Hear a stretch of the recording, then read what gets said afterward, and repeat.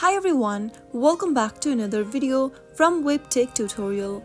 In today's episode, I'm going to be showing you how to change your name on Tango application. So without wasting much of our time, let's dive into the video. First of all, tap open the Tango application from your app drawer and make sure to log into your account. Once signed in, go ahead and tap on your profile picture at the top left corner. Now, tap on your name at the top. Tap on the little pencil icon at the top right corner right next to your name, and then go ahead and type in your name you would like to change to inside the name tab. Once you are done typing in a new name, if you want, you can also go ahead and make any other additional changes for your profile and tap on done at the top right hand corner. This will then quickly change your name on Tango. So that is how it's easily done.